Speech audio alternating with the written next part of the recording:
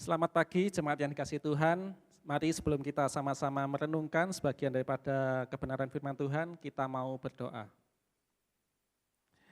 Tuhan Allah Bapa kami yang ada dalam kerajaan surga, puji dan syukur Tuhan untuk kebesaran-Mu, untuk kebaikan-Mu, untuk kemurahan-Mu, untuk kesetiaan-Mu yang begitu luar biasa dalam kehidupan kami. Tuhan, apabila sebentar kami akan merenungkan sebagian daripada kebenaran-kebenaran firman-Mu, biarlah kiranya Tuhan sendiri yang akan mempersiapkan setiap hati kami, pikiran kami Tuhan, menjadi seperti tanah yang subur, yang siap untuk ditaburi benih-benih kebenaran firman-Mu itu. Biarlah kiranya Roh Kudus yang terus akan memimpin setiap kami, mencerahkan pikiran kami, hati kami juga Tuhan. Terima kasih Tuhan, terima kasih. Kami saat ini juga menyerahkan hamba-Mu ini ke dalam tangan-Mu, biarlah kiranya Engkau sendiri yang akan mengaruniakan kepada hamba-Mu ini kemampuan untuk berbicara dengan baik, untuk menjelaskan secara sederhana Tuhan, sehingga Tuhan berkat-berkat-Mu boleh diterima dengan baik. Terima kasih Tuhan, terima kasih. Kami menyerahkan seluruh doa kami dalam tangan-Mu dan hanya dalam nama-Mu Tuhan kami, Yesus Kristus. Kami sudah berdoa dan kami mengucap syukur. Amin. Baik, Bapak Ibu Saudara sekalian, saya ingin mengajak kita semua untuk membuka Alkitab kita di dalam Matius pasal yang ke-7, ayat yang ke-12. Matius pasal yang ke-7 ayat yang ke-12. Ini adalah renungan kita pada hari ini. Saya akan bacakan. Segala sesuatu yang kamu kehendaki supaya orang perbuat kepadamu, perbuatlah demikian juga kepada mereka. Itulah seluruh isi seluruh hukum Taurat dan kitab para nabi. Saya yakin dan percaya bahwa jemaat pasti tidak asing dengan suatu istilah yang namanya The Golden Rule. Ya. The Golden Rule ini adalah sebuah prinsip untuk memperlakukan orang lain seperti yang Anda inginkan untuk diperlakukan. Ada juga yang mengatakan bahwa ini adalah pepatah yang ditemukan di sebagian besar agama dan budaya. Sebagai contoh misalnya yang terdekat di lingkungan kita sendiri di dalam budaya Jawa, itu adalah ada suatu pepatah atau istilah tepo seliro. Ya, tepo seliro artinya adalah tenggang rasa, di mana kita ini diajar untuk bisa menenggang rasa terhadap orang lain. Tapi juga ada yang menganggap Golden Rule ini adalah sebagai etika timbal balik dalam beberapa agama. Meskipun agama yang berbeda, itu memperlakukannya juga secara berbeda. Tetapi di sini kita mau merenungkan perkataan Tuhan Yesus ini, apakah kira-kira perkataan Tuhan Yesus ini hanya dapat dipandang dalam sudut pandang etika saja? Ya. Seorang tokoh yang bernama Russell Kidder mengatakan bahwa konsep ini muncul secara menonjol dalam ajaran agama Buddha, Kristen, Hindu, Yudaisme, Taoisme, dan seluruh agama utama yang ada di dunia. Juga ada seorang tokoh bernama Greg Epstein mengatakan pada dasarnya tidak ada agama yang luput sepenuhnya dari konsep ini, tetapi kepercayaan kepada Allah tidak diperlukan untuk mendukungnya. Yang lain bernama Simon Blackburn mengatakan Golden Rule dapat ditemukan dalam beberapa bentuk dalam hampir setiap tradisi etis. Ya. Jadi kita bisa melihat bahwa sepertinya perkataan Tuhan Yesus ini bukan sesuatu hal yang spesial, ya. Sepertinya banyak ajaran-ajaran tokoh-tokoh juga mengulas hal-hal yang kurang lebih isinya mirip-mirip gitu ya. Jadi memang pengajaran ini, pepatah ini, konsep ini setidaknya muncul ada dalam 3 bentuk kalimat. Yang pertama adalah bentuk positif atau bentuk arahan, itu secara prinsip mengatakan perlakukanlah orang lain seperti yang Anda ingin orang lain memperlakukan Anda. Nah ini contohnya seperti yang kita baca di dalam Matius pasal 7 ayat yang ke-12 ini.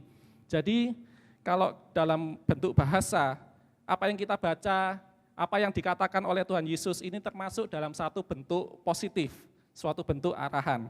Tetapi juga ada bentuk negatif atau larangan. Mengatakan jangan memperlakukan orang lain dengan cara yang Anda tidak ingin diperlakukan. Lalu berikutnya yang terakhir adalah bentuk empati atau responsif. Apa yang Anda inginkan pada orang lain, maka Anda mengharapkannya pada diri sendiri.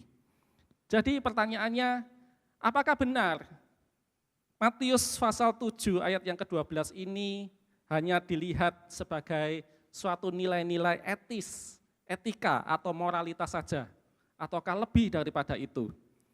Lalu berikutnya, apakah konsep ini masih relevan di zaman sekarang? Ya, kalau kita memperhatikan kondisi hari-hari ini, situasi saat ini yang ada di sekitar kita, saya percaya banyak orang yang saat ini sepertinya tidak yakin atau bahkan tidak percaya bahwa konsep ini adalah kebenaran. Karena sepertinya kejahatan ada di mana-mana. Ya. Jadi seperti apa sebenarnya maksud Tuhan Yesus di dalam Matius pasal 7 ayat yang ke-12 ini? Ya, mari kita lihat kembali ayat ini. Segala sesuatu yang kamu kehendaki supaya orang berbuat kepadamu, perbuatlah demikian juga kepada mereka. Itulah isi seluruh hukum Taurat dan kitab para nabi. Nah, kalau kita memperhatikan di dalam terjemahan-terjemahan lain, ya khususnya dalam bahasa asli, bahasa Yunani, dan juga bahasa Inggris, sebenarnya ada sedikit perbedaan dengan terjemahan bahasa Indonesia yang kita baca pada pagi hari ini. Di dalam terjemahan bahasa Yunani maupun bahasa Inggris, itu sebetulnya ada satu kata sambung di depan. Apa? Karena itu. Ya, karena itu. Jadi sebetulnya karena itu, segala sesuatu yang kamu kehendaki dan seterusnya. Nah, kita tahu kalau sudah muncul kata sambung ini karena itu artinya bahwa ayat yang hari ini kita baca, itu sebetulnya masih ada terkait dengan pembahasan dari perikop sebelumnya. Apa perikop sebelumnya? Di dalam Matius pasal 7 ayat yang ke-7 sampai ayat yang ke-11 itu adalah perikop tentang hal pengabulan doa. Apa saja isinya? Kurang lebih mintalah, ya, mintalah akan diberikan. Carilah, maka kamu akan mendapat. Ketoklah, maka pintu akan dibukakan bagimu. Ya. Ini adalah perikop yang ada sebelum Matius pasal 7 ayat yang ke-12. Lalu kira-kira apa hubungannya dengan Matius pasal 7 ayat yang ke-12 yang kita baca pada pagi hari ini? Nah, untuk kaitannya sementara kita simpan dulu, ya, kita simpan dulu supaya kita ini tidak bingung. Saya juga tidak terlalu bingung menjelaskan, jemaat juga tidak terlalu bingung untuk menerima gitu ya. Kita kembali kepada ayat ini. Saya ingin menyoroti dari kata segala sesuatu. Ya, kata yang pertama, segala sesuatu yang kamu kehendaki. Kalau kita melihat di dalam bahasa aslinya, ya, bahasa aslinya ini memakai kata panta. Itu sebetulnya memang memiliki arti segala hal. Segala hal, artinya apa? Semuanya, memang semuanya segala hal. Tetapi yang menarik adalah catatan dari akar kata panta itu. Salah satu pengertian dari akar kata bahasa aslinya itu juga termasuk semua bentuk kemunduran. Semua bentuk kemunduran. Kemunduran di sini yang dipakai adalah memakai kata declension. Declension ini adalah deklinasi. Apa itu deklinasi? Deklinasi ini seringkali muncul dalam istilah-istilah astronomi. Ya. Nah, kalau kita melihat, kita mencari tahu tentang deklinasi itu apa, Kamus Besar Bahasa Indonesia memberikan satu penjelasan, salah satunya adalah perubahan ke arah yang lebih kecil, lemah atau rendah. Perubahan ke arah yang lebih kecil, lemah atau rendah. Jadi, kalau kita kembali kepada ayat ini, segala sesuatu yang kamu kehendaki itu juga mengandung suatu arti kemunduran ke arah yang lebih kecil, lemah atau rendah. Nah, di sini kita mulai berpikir, apa maksudnya mengandung arti seperti ini? Apakah itu maksudnya adalah sesuatu hal-hal yang jahat gitu ya? Hal-hal yang jahat, kemunduran gitu ya. Nah, hati-hati kalau kita mau menafsirkan ayat ini ya, karena sepertinya kurang masuk akal kalau misalnya yang dimaksud adalah hal-hal yang jahat.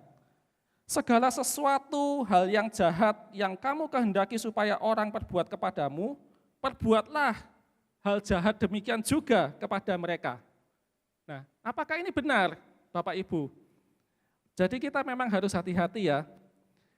Sepertinya memang kurang masuk akal apabila ada seseorang yang menghendaki supaya orang lain berbuat sesuatu hal yang kurang baik terhadap diri sendiri. Ya, memang inilah sesuatu hal yang membuat seseorang bisa memiliki suatu motivasi untuk melakukan sesuatu hal yang kurang baik juga terhadap sesamanya. Ingat bahwa kita semua adalah orang-orang berdosa. Kita semua adalah orang-orang yang telah jatuh dalam dosa, ya. Kalau ada seseorang yang berbuat kurang baik kepada saya, maka akibatnya apa? Maka saya pun juga akan berbuat hal yang kurang baik terhadap orang itu. Bahkan sebagai sama-sama orang berdosa, kita pasti bisa ada yang mengatakan bahkan saya bisa melakukan hal yang lebih jahat. Hal yang sangat tidak baik terhadap orang yang sudah melakukan yang kurang baik terhadap saya. Jadi artinya secara tidak langsung, jemaat yang dikasihi Tuhan, orang-orang yang punya pandangan hidup seperti ini, itu secara tidak langsung sebetulnya mengharapkan agar ada orang lain yang berbuat tidak baik terhadap dirinya. Sehingga apa? Kalau memang ada terjadi seperti itu, dirinya memiliki suatu alasan untuk berbuat yang kurang baik atau dalam arti membalas gitu ya, membalas hal yang tidak baik itu terhadap orang lain. Nah, kita pasti kenal istilah senggol bacok gitu ya. Senggol bacok, balas bacok. Nah, apakah ajaran Tuhan Yesus, perkataan Tuhan Yesus ini maksudnya seperti ini? Apakah memang ini adalah suatu kebenaran? Nah, tentu jawabannya adalah tidak. Maksud dari perkataan atau pemikiran Tuhan Yesus di dalam ayat ini, itu tidak seperti itu Bapak Ibu. Coba cek, kita lihat di dalam pasal yang kelima. Ya, Matius pasal yang kelima, ayat yang ke-17. Di situ judul perikopnya adalah Yesus dan Hukum Taurat.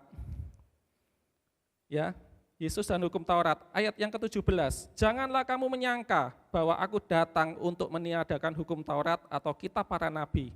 Aku datang bukan untuk meniadakan, melainkan untuk menggenapinya, yaitu menggenapi hukum Taurat. Lalu kemudian kita lompat ke ayat 38 sampai ayat yang ke-45. 38 sampai ayat yang ke-45. Kamu telah mendengar firman, mata ganti mata dan gigi ganti gigi. Tetapi aku berkata kepadamu, janganlah kamu melawan orang yang berbuat jahat kepadamu, melainkan siapapun yang menampar pipi kananmu, berilah juga kepadanya pipi kirimu. Dan kepada orang yang hendak mengadukan engkau karena mengingini bajumu, serahkanlah juga jubahmu.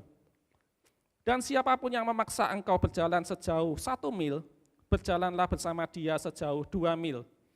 Berilah kepada orang yang meminta kepadamu, dan janganlah menolak orang yang mau meminjam daripadamu. Kamu telah mendengar firman, kasihilah sesamamu manusia, dan bencilah musuhmu. Tetapi aku berkata kepadamu, kasihilah musuhmu dan berdoalah bagi mereka yang menganiaya kamu. Karena demikianlah kamu menjadi anak-anak Bapamu yang di surga, yang menerbitkan matahari bagi orang yang jahat dan orang yang baik, dan menurunkan hujan bagi orang yang benar dan orang yang tidak benar. Jadi artinya Bapak Ibu, jemaat yang dikasihi Tuhan, sangat salah kalau misalnya kemunduran yang dimaksud dalam ayat ini itu penafsirannya adalah hal-hal yang jahat, karena tidak sinkron dengan bagian ayat-ayat yang lain. Apa yang kita baca ini adalah sama-sama bagian dari khotbah di bukit. Tuhan Yesus berkhotbah di bukit di hadapan banyak orang dan juga murid-muridnya, gitu ya. Jadi memang akan selalu ada. Kita tidak bisa memungkiri bahwa memang akan selalu ada orang-orang yang memiliki pandangan hidup seperti itu, ya, senggol bacok tadi. Tetapi gereja atau anak-anak Tuhan dipanggil justru untuk mengaplikasikan kasih Tuhan dalam kehidupan kita. Karena kita harus mengingat kembali landasan seluruh isi hukum Taurat itu adalah kasih. Kita bisa tahu di dalam Matius pasal yang ke-22, ayat yang ke-37 sampai ayat yang ke-40. Jawab Yesus kepadanya, kasihilah Tuhan Allahmu dengan segenap hatimu dan dengan segenap jiwamu dan dengan segenap akal budimu. Itulah hukum yang terutama dan yang pertama. Dan hukum yang kedua yang sama dengan itu ialah, kasihilah sesamamu manusia seperti dirimu sendiri. Pada kedua hukum inilah tergantung seluruh hukum Taurat dan kitab para nabi. Saya ingin menyoroti ayat yang ke-40. Pada kedua hukum inilah, hukum kasih tadi, tergantung seluruh hukum Taurat dan kitab para nabi. Apa saja seluruh hukum Taurat dan kitab para nabi? Ya, ayat yang kita bahas pada pagi hari ini. Matius pasal yang ke-7, ayat yang ke-12. Jadi sebenarnya pemahaman makna ayat ini adalah tentang kasih Tuhan. Ya, hal-hal yang baik, yang indah, yang mulia, dan yang benar. Apa yang dimaksud dengan kemunduran di sini? Kita sudah tahu bahwa itu bukan hal-hal yang jahat. Tidak lain pengertiannya adalah sesuai dengan pengertian dari deklinasi tadi yang sudah dibahas, yaitu apa? Kebaikan-kebaikan atau kasih yang mungkin sifatnya lebih kecil, sifatnya lebih lemah atau lebih rendah. Apa itu kasih yang lebih kecil, yang lebih lemah atau yang lebih rendah? Itu adalah kasih manusia, ya, kasih manusia. Tidak bisa dipungkiri bahwa kita sebagai manusia itu mempunyai banyak sekali keterbatasan di dalam mengaplikasikan kasih Tuhan. Kita sangat terbatas, Bapak Ibu, saudara sekalian, untuk mengaplikasikan kasih Tuhan. Kita seringkali menghendaki agar menerima banyak kebaikan atau kasih dari orang lain atau dari Tuhan. Padahal kita sendiri tidak bisa melakukan untuk orang lain sebanyak dari apa yang kita harapkan untuk menerima. Itulah sebabnya ayat ini tadi dikaitkan dengan perikop sebelumnya tentang hal pengabulan doa. Kata kuncinya ada di ayat yang ke-11, pasal 7, ayat yang ke-11. Jadi jika kamu yang jahat tahu memberi pemberian yang baik kepada anak-anakmu, apalagi Bapamu yang di surga, Ia akan memberikan yang baik kepada mereka yang meminta kepadanya. Apalagi Bapamu yang di surga, Ia akan memberikan yang baik untuk mereka yang meminta kepadanya. Jadi apa yang bisa kita berikan, apa yang bisa kita lakukan, apa yang bisa kita perbuat untuk orang lain, itu sifatnya sangatlah kecil, terbatas, lemah, rendah. Itulah kasih manusia.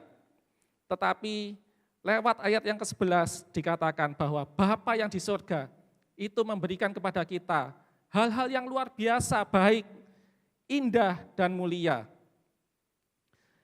Tuhan bukan hanya sekedar memberikan berkat-berkat materi kepada kita, bukan hanya sekedar memberikan roti dan ikan di dalam ayat yang ke-9 sampai ayat yang ke-10. Tetapi Tuhan juga sudah memberikan kepada kita nyawanya sendiri di atas kayu salib untuk menebus kita dari kuasa hukuman dosa. Jadi kalau kita hanya mengharap pemberian Tuhan, kasih Tuhan, itu hanya sebatas materi saja, makanan saja, roti dan ikan saja, itu sangat kecil, ya. Karena apa? Dia sudah memberikan nyawanya bagi kita di atas kayu salib, menanggung dosa-dosa kita. Jadi karena kemampuan kita untuk melakukan kasih atau kebaikan itu sangat kecil, sangat lemah, sangat rendah, maka segala sesuatu termasuk kasih atau kebaikan-kebaikan yang kecil, yang kamu kehendaki supaya orang perbuat kepadamu, perbuatlah demikian juga kepada mereka. Kita mengerti bahwa kasih manusia, kasih yang bisa kita lakukan, kalau itu dari diri kita sendiri, itu sebetulnya sangat kecil, tanpa kasih Tuhan, tanpa kasih agape, maka sesungguhnya kebaikan-kebaikan yang kita lakukan itu sangat kecil dan lemah. Artinya apa? Secara tersirat sebetulnya, Tuhan ingin mengajak setiap kita, anak-anak Tuhan, gereja Tuhan, supaya kita ini bisa memiliki kasih Tuhan yang besar, kasih Tuhan yang tanpa syarat itu, yang Tuhan sudah lakukan bagi kita. Kita diajak untuk bisa sama-sama memiliki kasih Tuhan yang seperti itu, bukan kasih manusia. Sehingga kalau kita sudah mulai memahami apa yang dimaksud oleh Tuhan, maka ayat ini bisa mencapai maksud yang sesungguhnya. Seperti apa yang diinginkan oleh Tuhan Yesus ketika mengatakan ajaran ini. Ya, ajaran ini setelah kita perhatikan, setelah kita selidiki, setelah kita amati, setelah kita renungkan, saya merasa bahwa apa yang dikatakan oleh Tuhan Yesus, apa yang diajarkan Tuhan Yesus ini, itu lebih daripada sekedar the golden rule. Ya, ini adalah hukum kasih Tuhan yang luar biasa. Memang sepertinya manusia bisa melakukan kebaikan-kebaikan, tetapi tanpa kasih Tuhan, itu tidak bisa mencapai maksud yang sesungguhnya dari apa yang dikatakan oleh Tuhan Yesus. Jadi kalau misalnya kita sudah mengerti hal ini, mari coba kita sama-sama masukkan kembali di dalam ayat ini. Ayat ini mengatakan, ya, segala sesuatu yang kamu kehendaki supaya orang perbuat kepadamu, perbuatlah demikian juga kepada mereka. Jadi karena kasih Bapa itu besar, kasih Bapa yang besar, maka segala sesuatu dalam pengertian kasih Bapa yang besar itu, yang kamu kehendaki supaya orang perbuat kepadamu, maka perbuatlah, ya, yang mengandung kasih Bapa yang besar itu, demikian juga kepada mereka. Ya. Itulah isi seluruh hukum Taurat dan kitab para nabi. Luar biasa ya Bapak Ibu, kalau kita sudah bisa menggali kebenaran Tuhan, firman Tuhan, kita mulai bisa memahami, mencoba untuk memahami apa yang dimaksudkan oleh Tuhan Yesus di dalam ayat ini. Saya yakin kita semua mendapat satu berkat yang luar biasa pada pagi hari ini. Ya, jadi sebetulnya tidak terlalu sulit bukan? Ya, mudah bukan? Mungkin pengertiannya yang mudah, tetapi yang sulit adalah prakteknya. Prakteknya yang tidak mudah. Karena apa? Karena kalau kita memakai ukuran yang kecil, yang rendah, yang lemah, kasih manusia, itu ayat ini masih terasa sulit. Masih terasa sulit. Apalagi jika kita memakai pengertian kasih Tuhan atau kasih Bapa yang besar, kasih agape itu, maka prakteknya menjadi tidak mudah. Kalau seandainya kita memahami ayat ini, ya, mulai mengerti, oh ternyata apa yang dimaksudkan Tuhan itu seperti ini. Maka sebetulnya tidak menjamin apabila kita melakukan ayat ini kemudian kita terbebas atau tidak akan dijahati oleh orang lain. Ya, tidak ada jaminan di sini. Ini adalah satu perintah yang aktif, perintah untuk kita melakukan ajaran ini, tetapi bukan berarti kalau kita melakukan ajaran ini, orang lain tidak akan menyakiti kita. Itu tidak ada jaminan di sini ya. Jadi artinya apa, Bapak Ibu? Kuncinya adalah penguasaan diri. Ketika kita dijahati orang, ketika ada orang yang berbuat tidak baik kepada kita, orang lain, orang tua kita, atau anak-anak kita, mertua kita, ya, menantu kita, ya, melakukan hal-hal yang kurang baik, yang kurang berkenan di hadapan Tuhan. Bukan berarti pengertiannya adalah supaya kita membalas perbuatan-perbuatan yang kurang baik itu. Tidak. Ya. Kembali kita ingat bahwa maksud dan tujuan dari Tuhan Yesus adalah supaya kita menerapkan kasih Tuhan itu di dalam kehidupan kita. Segala sesuatu yang bisa kita lakukan menurut kemampuan kita sendiri, ya.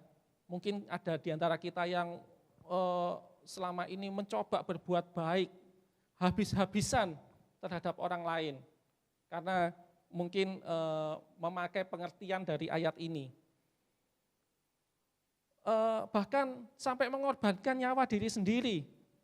Tetapi tanpa dasar kasih Tuhan, maka semuanya itu sia-sia, ya, semuanya itu tidak ada artinya. Mungkin kita bisa memberikan kepada seseorang uang sejumlah uang yang besar, ya, tetapi tanpa dasar kasih Tuhan, itu nilainya kecil. Kalau menurut ayat ini, ya, memang itu adalah sesuatu kebaikan, tetapi itu adalah kasih yang keluar dari diri kita sendiri. Bukan kasih yang memakai kasih Bapa, bukan kasih yang memakai kasih Tuhan, maka semuanya itu menjadi sia-sia.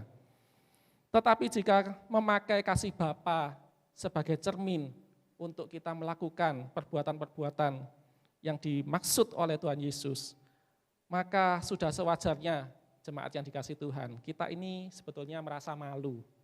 Ya, kita ini merasa malu. Coba kita membayangkan Tuhan Yesus yang mengajarkan atau mengatakan ayat ini dari sudut pandang Tuhan. Ya, ini bukan lagi sekedar ajaran untuk kasih secara horizontal, tidak.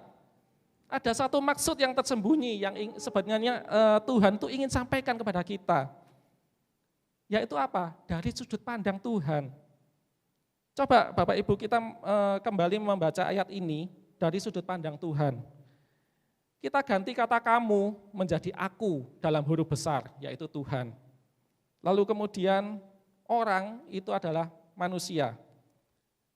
Segala sesuatu yang aku atau Tuhan kehendaki supaya manusia perbuat kepadaku, Tuhan, perbuatlah demikian juga kepada manusia. Masalahnya Bapak Ibu, Tuhan sudah memberikan segala-galanya untuk kehidupan kita. Dia sudah menunjukkan kebaikannya, dia sudah menunjukkan kasih setianya, dia sudah menunjukkan keadilannya, dia sudah menunjukkan kemurahannya. Ya, segala-galanya sudah diberikan untuk kita. Dengan harapan apa? Kita pun juga bisa melakukan itu untuk Tuhan. Maka kalau memakai kasih Tuhan ini sebagai cermin, jujur saya sendiri juga merasa malu karena saya ternyata seujung kukunya saja tidak sampai gitu ya. Kebaikan kasih saya yang bisa saya lakukan tidak ada artinya di hadapan kasih Tuhan yang begitu luar biasa. Jadi sebagai penutup atau kesimpulan, 3 poin ya. Ayat ini bukan bermaksud untuk hal-hal yang jahat, hal-hal yang buruk. Ya, kalau ada yang ingin memakai ayat ini untuk membalas perbuatan seseorang, maka sebetulnya ayat ini bukan bermaksud untuk itu.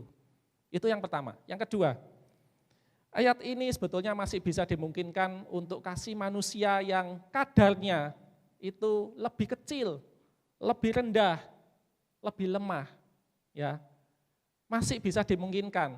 Tetapi kita tahu bahwa melalui renungan pada pagi hari ini, itu masih belum mencapai standar yang diinginkan oleh Tuhan Yesus ketika mengatakan hal ini, ketika mengajarkan hal ini kepada orang banyak dan termasuk kepada kita pada pagi hari ini.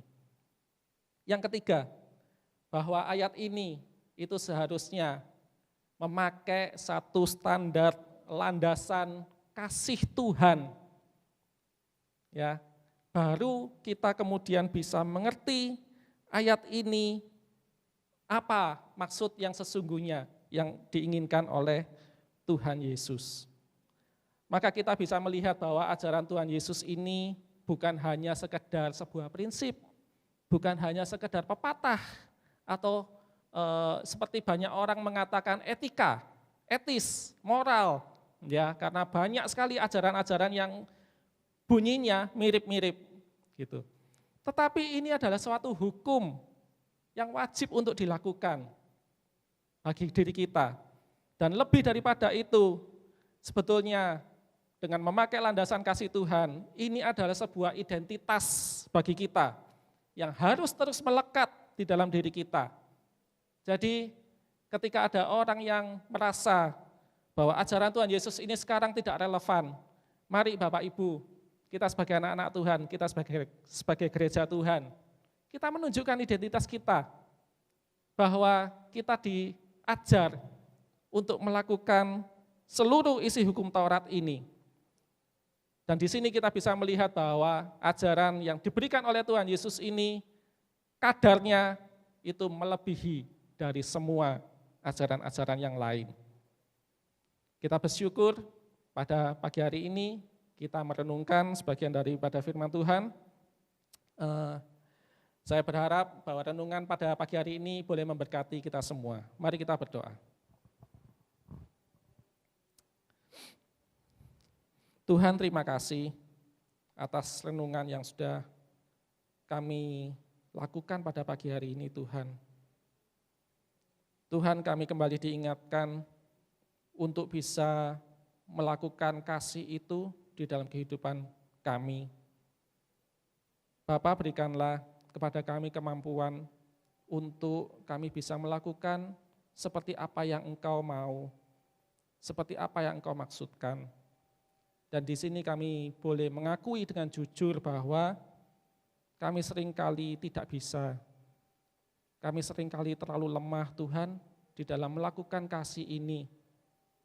Ketika kami melihat kasih-Mu di dalam kehidupan kami menyadari bahwa semua kebaikan-kebaikan yang kami lakukan itu kadarnya tidak sebanding dengan kasih-Mu.